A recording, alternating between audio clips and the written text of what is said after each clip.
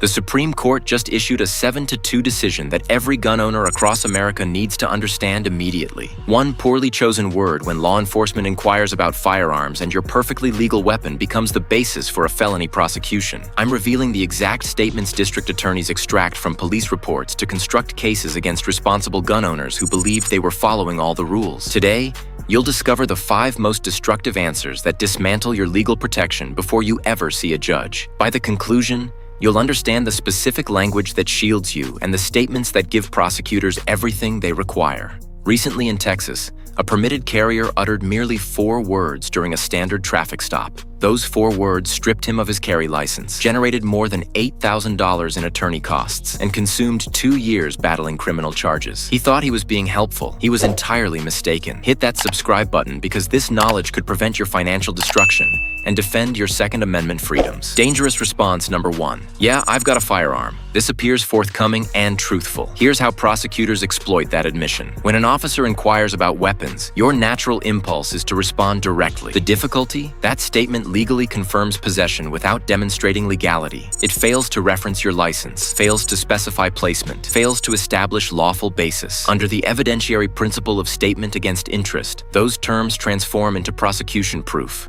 You've affirmed the weapon belongs to you while supplying 0 facts regarding authorized possession. In Texas, 2019, a concealed carry licensee answered, "Yeah, I've got one," when questioned about weapons. The officer promptly charged him under Texas Penal Code 411.172. Failure to deliver proper notice. Texas statutes demand particular notification phrasing, not merely an affirmative response. Outcome: court dates exceeding $8,000 in legal expenses and half-year license revocation. His lawyer verified that correct phrasing would have averted the entire legal action. Here's your safeguard in notification-required jurisdictions. Officer, I'm informing you that I possess a valid concealed carry license. Period.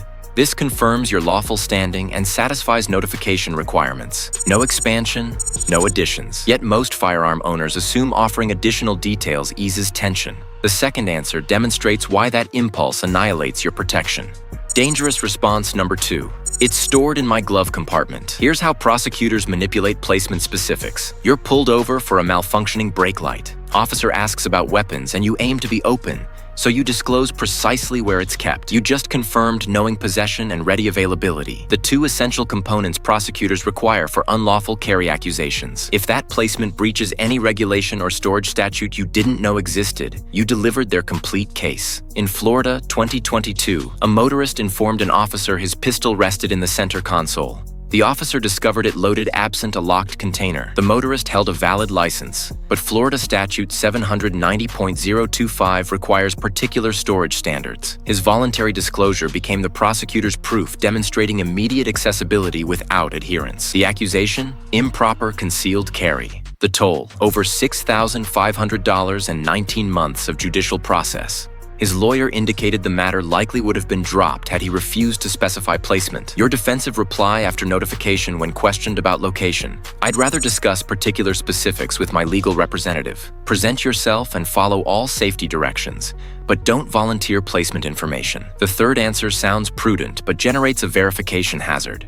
Dangerous response number 3. My permit is current. Here's how prosecutors exploit verification. The problem isn't announcing you're licensed. The problem emerges when the officer verifies. Perhaps your permit lapsed and you neglected renewal. Perhaps your new residence state doesn't recognize it. Perhaps an administrative hold exists you weren't notified about. Now you've supplied inaccurate information to authorities. An independent criminal violation in 43 states. In Virginia, 2023, a license holder told an officer, "My concealed carry permit is valid," during a speeding citation. The officer learned it had been suspended 4 months prior due to an outstanding fine. The driver never received suspension notification following his move. He possessed absolutely no knowledge his permit was inactive. Charges: carrying without valid authorization under Virginia Code 18.2-308, plus false statements to law enforcement. Total expense: over $9,000 in defense costs, 14 months of court dates, and a permanent criminal record appearing on every background screening. The phrasing that guards you: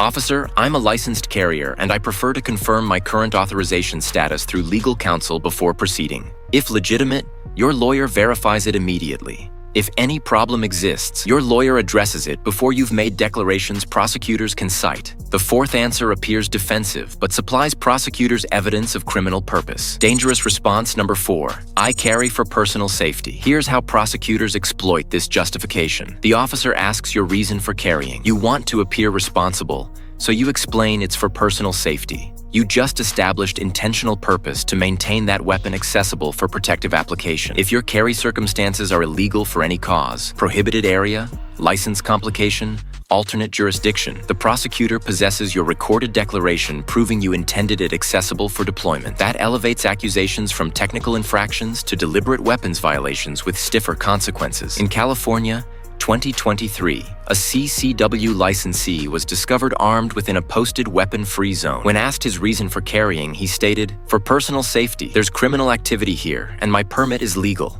The prosecutor employed that declaration to argue he intentionally disregarded posted limitations, prioritizing individual safety over statutory obedience. What might have been a misdemeanor escalated to felony prosecution under California Penal Code 26,230. The ordeal, over $12,000 and 21 months until resolution.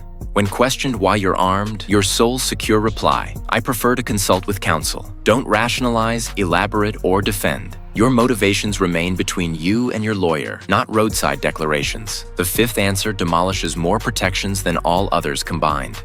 Dangerous response number 5. I had no intention of using it. Here's how prosecutors exploit panic declarations. The officer locates your firearm and you want to reduce tension, so you say, "I wasn't planning to deploy it," or "It slipped my mind that it was in the vehicle." You just admitted to knowing possession while destroying any Fourth Amendment challenge regarding the search itself. When you state, "I had no intention of using it," you confirmed you knew the firearm was present. That eliminates arguments it was planted or you were ignorant. When you claim, "It slipped my mind," you're confessing carelessness. In jurisdictions with storage laws, carelessness constitutes a separate criminal violation. When you insist, "I never handled it," you're requesting forensic examination. When your fingerprints appear on it, you've made a demonstrably false declaration. That's an additional charge. In Georgia, 2023, a motorist was stopped with a visible firearm on the back seat. When the officer noticed it, the owner exclaimed, "I'm not going to use that. It slipped my mind after the shooting range yesterday." The officer cited improper storage. The prosecutor employed his admission to prove knowing possession with failure to secure per Georgia Code 1611-126. What should have been a $150 ticket became a misdemeanor with a $1,500 penalty, compulsory safety instruction, and 18-month supervision. If an officer discovers your firearm, say nothing regarding it. Your sole declaration, "I'm invoking my right to remain silent and I demand counsel present." Nothing you volunteer enhances your position. Everything constructs the prosecution's case. Rapid legal defense summary. Let's review the 5 answers that dismantle your protection when police inquire about your weapon. 1. Yeah, I've got a firearm. Confirms possession absent legal basis. 2. It's stored in my glove compartment. Proves knowing control prosecutors exploit. 3. My permit is current. Exposes you to false statement accusations if any issue arises. 4. I carry for personal safety. Provides prosecutors intent proof to escalate charges. 5. I had no intention of using it. Admits knowledge and annihilates every protection. Any individual answer can cost you thousands in expenses, your license, and your liberty. When police inquire about firearms, I'm invoking my right to remain silent and I demand counsel. When an officer asks about any weapon, provide notification only where statutorily mandated. Then exercise your right to silence. Now I want your input. Have you been stopped and questioned about weapons? What did you state and how did the officer react? Share your experience below because your account could assist thousands of fellow gun owners. If this video provided legal knowledge that could rescue you from prosecution, strike that like button and subscribe. We're cultivating a community of educated firearm owners who understand their protections. Remain legally shielded, and remember that silence represents your most powerful defense until your attorney stands with you.